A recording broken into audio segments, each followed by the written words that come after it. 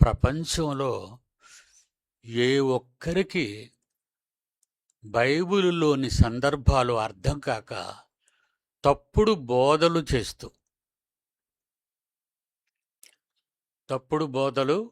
చేస్తూ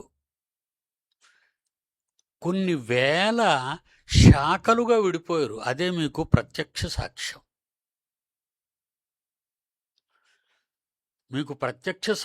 నేను కానిది లేనిది ఏవైనా మాట్లాడితే మీరు చెప్పండి, నో ప్రాబ్లం. అయిపోయిన తర్వాత నా క్యాబిన్లోకి రండి. ఏమండి మీరు బైబిల్లో లేనిది చెప్పారు అని.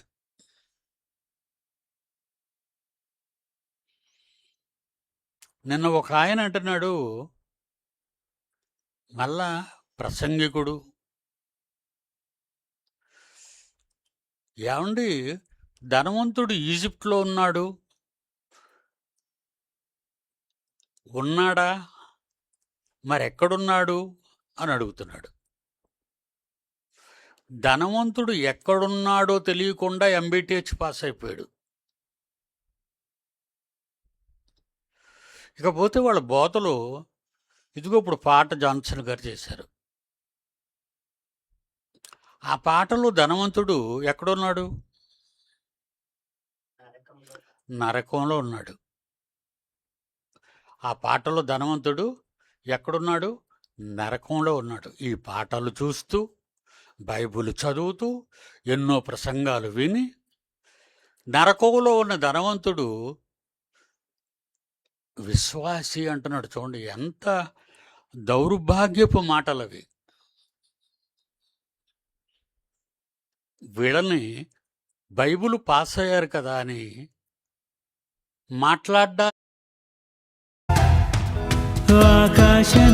వాళ్ళు. వీళ్ళే చాలా ప్రమాదకరమైనటువంటి వాళ్ళు. ఏడండి అక్కడ నానిగాడు?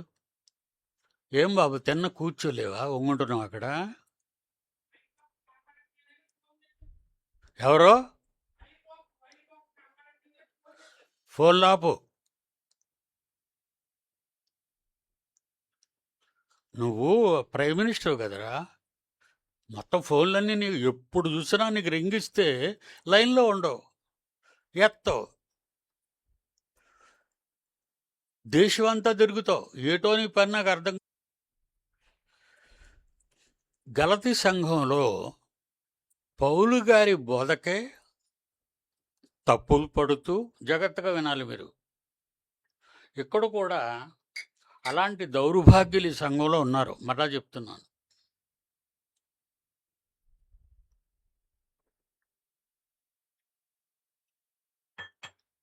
వాళ్ళు బైబిల్ సరిగ్గా చదవరు, చూసి కాపీలు కొట్టి పాస్ అయిపోతారు. పరీక్షలు పెడతారు, పాస్ అయినట్టుగా ఉంటుందా, మార్కులు తెచ్చుకుంటారు. కొంతమందికి జాలిపడి పోనీలే అని కన్సిడర్ చేసి పాస్ చేయిస్తాను వాళ్ళని.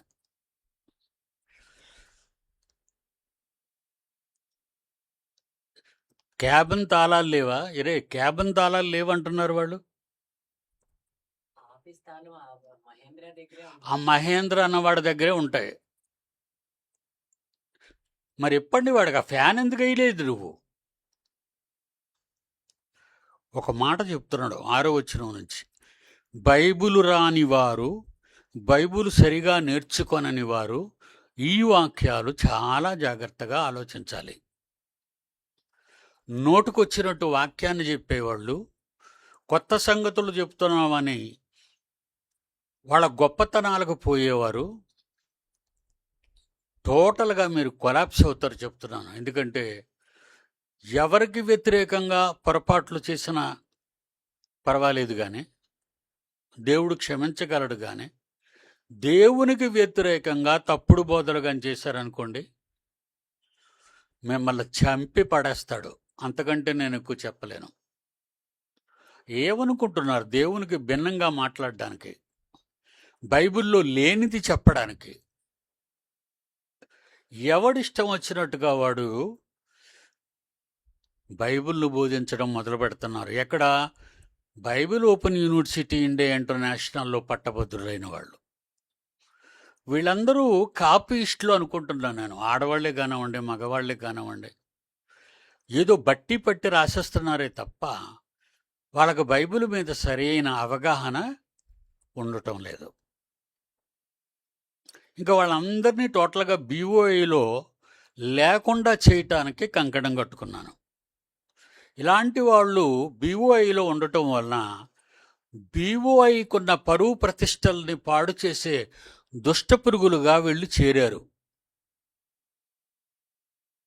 దయచేసి గమనించండి. కనుక వీడు ఎలా దుష్ట పురుగులయ్యారో గలతీ సంఘంలో కూడా అలాంటి వాళ్లే ఉన్నారు. వాళ్ళ గురించి పౌలు 1వ అధ్యాయం 6వ వచనం నుంచి ఏం చెప్తున్నాడో చూడండి. క్రీస్తు కృపను బట్టి మిమ్మును పిలిచిన వానిని దేవుణ్ణి విడిచిపెట్టి భిన్నమైన సువార్త తట్టుకు. భిన్నమైన సువార్త అంటే తేడా. దేవుని మాటల్ని తేడాగా చెప్తున్నారు వాళ్ళు. బైబిల్లో ఉన్నదొకటి, బైబిల్లో లేనివి తీసుకొచ్చి ఎవడో రాసిన చెత్త పుస్తకాలన్నీ చదివి, ఈ చెత్త వెధవలు ఎవడో రాసిన పుస్తకాలు ఎందుకురా మీరు చదవటం? బైబిల్ లేదా మీ దగ్గర?